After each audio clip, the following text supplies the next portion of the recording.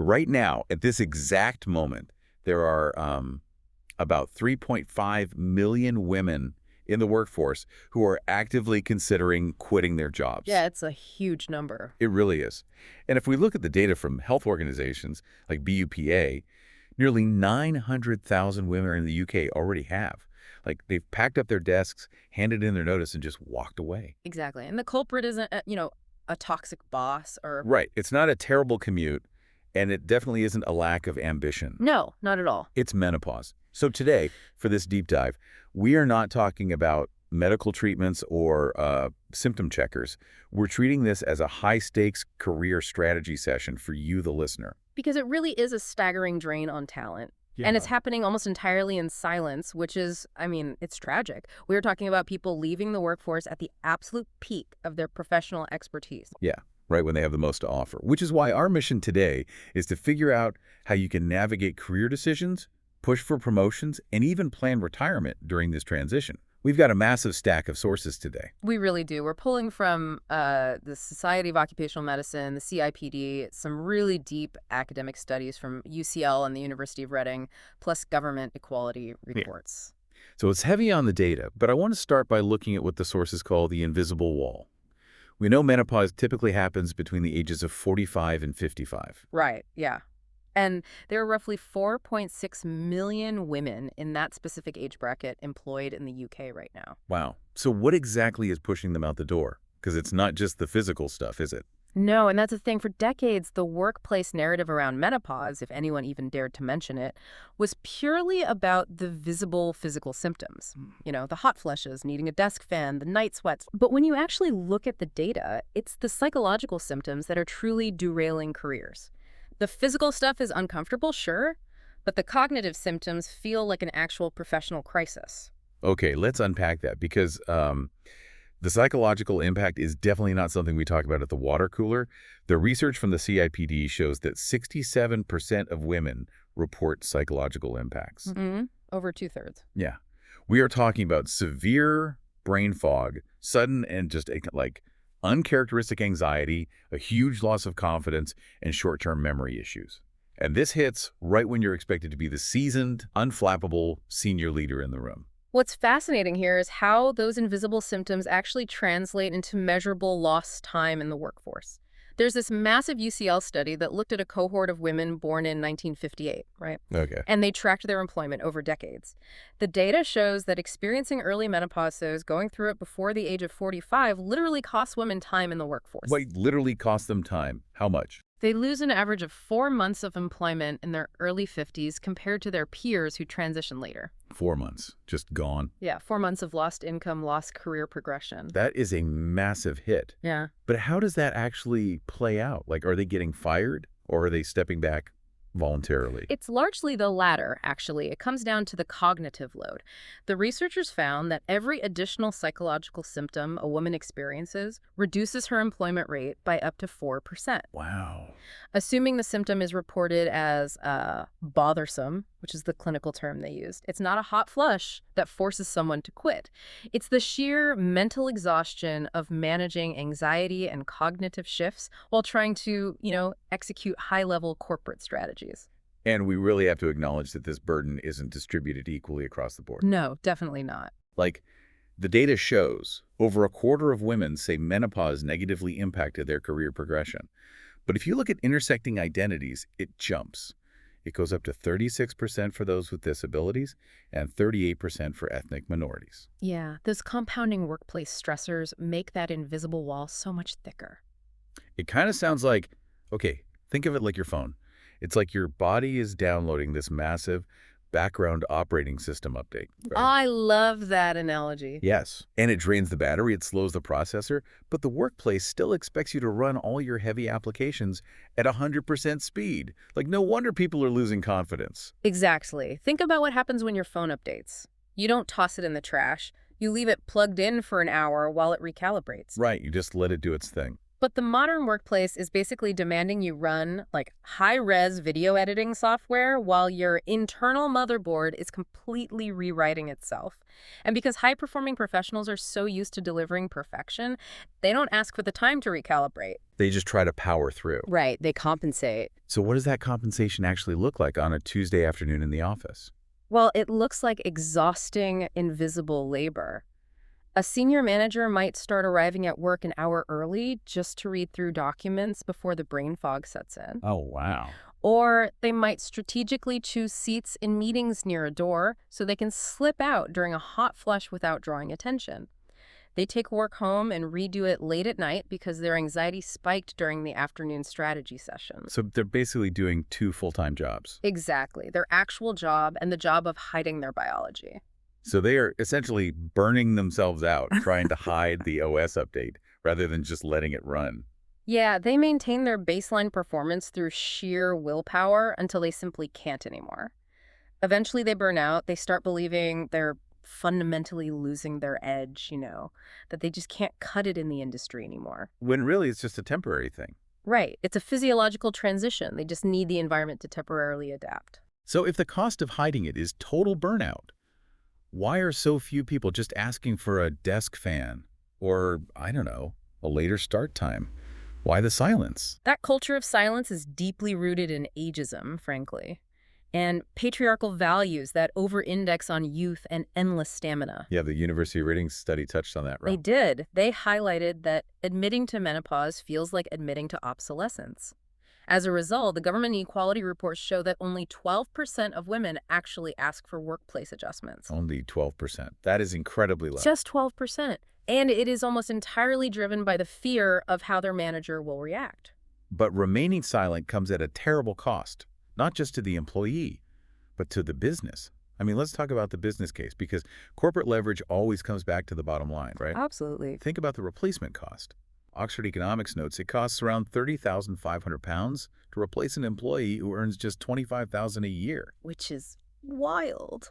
Yeah. So if you're a senior director earning way more than that, replacing you is phenomenally expensive. It is terrible business strategy to let top talent walk out the door over something so easily manageable.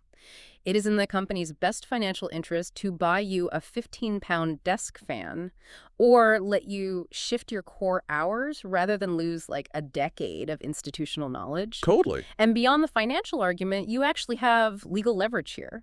Under the Equality Act 2010 in the UK, severe and long-lasting menopause symptoms can actually meet the legal definition of a disability. Okay, wait, let's pause there. Because statutory duty and disability sounds like very heavy HR jargon. What does that actually mean for the listener in terms of leverage? Like, I don't want to walk into my boss's office and threaten them with a lawsuit. No, of course not. What it means is that you aren't asking for a favor. You don't have to go in begging for a slight reprieve. You are triggering a legal framework designed to keep top talent in the building. Okay, that shifts the dynamic a bit. Exactly. You are a high-value asset, and you are simply informing the company of the operational conditions you currently need to continue delivering high-level results. Right, but how does that actually work in reality? Let's say my line manager is a 25-year-old guy who thinks menopause is something that only happens on sitcoms. If I walk in and say, I need accommodations for my menopause, he's going to look at me like I have two heads. Yeah, that is a very real scenario. But the sources offer some brilliant tactical advice for this. If you're uncomfortable using the word menopause with your boss, you don't actually have to use it. Really? What do you say instead? You use specific symptom-linked phrasing that focuses entirely on your output. So, for example, you can say, I'm currently experiencing temperature dysregulation as part of a health transition, and to maintain my focus in the afternoon, I need to sit near the window. I mean, I get the strategy, but I'm struggling to see how that corporate speak works in real life. Doesn't temperature dysregulation sound a bit robotic? It might sound clinical, yeah, but it removes the cultural stigma attached to the word menopause. It forces the manager to treat it as an occupational health request. Like asking for a standing desk or an ergonomic chair for a bad back. Exactly. Yeah. No different at all. Or consider sleep. Instead of saying, night sweats are keeping me awake, you frame it around the work. You say, sleep disruption is affecting my morning concentration, so I need to shift my core hours to start at 10 a.m. so I can deliver my best work. I I see. So you make it impossible for them to argue because you're explicitly tying the request to your productivity. You are. And we did see some forward-thinking companies already building this into their culture in the sources, right? Like HSBC totally redesigning their corporate uniforms with breathable materials so staff wouldn't overheat. Yeah, that was a great initiative. And South Tees Hospital introduced Menopause support groups. They actually gave ambassadors slogan jackets that said, "Ask me about menopause." Which is amazing. Yeah. But relying on your company to be forward-thinking is a bit of a gamble, isn't it? It's a huge gamble. You have to be prepared to advocate for yourself. Okay, so let's play this out. I advocate for myself. I get the desk fan. I get the flexible hours. I get separate absence recording, so my sick days don't trigger a disciplinary review. But there's the dark side to this, isn't there? What do you mean? Well, does making myself a special case put a target on my back for the next round of promotions? Like, if I go to upper management and say I need all these adjustments, aren't I just waving a massive flag that says, hey, I'm a liability? It's a very common fear, but we have to completely dismantle that narrative. If we connect this to the bigger picture, asking for a desk fan or a flexible schedule or having your camera off during a remote meeting when you're having a hot flush, that is not asking for special treatment. It feels like it to a lot of people, though. I know, but think of a marathon runner. If a runner pauses to adjust their shoes or change their hydration strategy at mile 18, it doesn't mean they can't run the distance. It means they are smart enough to manage their resources to successfully cross the finish line. Oh, I like that. So you're advocating for yourself as a high-value asset that just needs specific operating conditions to hit the targets. Exactly. When you ask for what you need with clarity and unapologetic confidence, you're actually demonstrating self-awareness. You're showing proactive problem solving. Which are basically the definition of executive traits. Yes. Requesting an adjustment only sabotages your career if you allow the workplace to frame it as a weakness rather than a standard strategic optimization. That reframing is so powerful, and that perfectly brings us to the next phase of this career strategy session, because surviving the workday is just the baseline, right? How do you keep climbing the ladder? Right. The academic researchers in our sources, especially from the University of Reading, heavily criticize what they call the medicalization of menopause. Yes, the medicalization narrative is pervasive. It frames menopause almost entirely as a disease, like a deficiency or a period of inevitable decline. Just a list of pathologies. Exactly. It reduces a very complex natural life stage to something that needs to be cured or managed quietly in the shadows. But the sources push back on this really hard. They argue we need to aggressively reframe this as a discourse of empowerment. Like, women going through this transition are usually highly skilled, deeply experienced, and act as vital role models for younger workers. The researchers even use this wonderful term. They call it a time of zest, a period of personal growth and professional wisdom. Which is a brilliant concept. But we do have to acknowledge the very real danger of stereotypes that still exist in corporate culture. Archaic notions about women being, beholden to their hormones are still subtly weaponized. Yeah, unfortunately. This can be used to unjustly portray women in this age bracket as emotionally unstable or professionally unreliable. And the result, they get quietly overlooked for promotions or excluded from pivotal high-stakes projects simply because they had a moment of visible frustration or brain fog. Right, so what does this all mean for the listener? Like, put me in that performance review. I've got a touch of brain fog that day, but the promotion to director is on the table. How do I project this zest and professional wisdom when I feel like my internal operating system is lagging? It comes back to redefining what leadership actually looks like.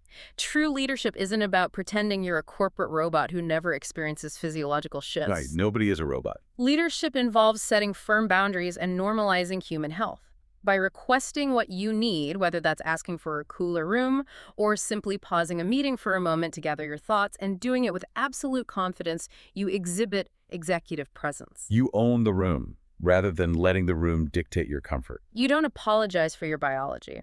When you handle your own health transition with transparency and assurance, you project a level of gravitas that upper management responds to. You're essentially showing them, I know exactly how to manage complex, unpredictable challenges, and I'm starting by managing my own environment.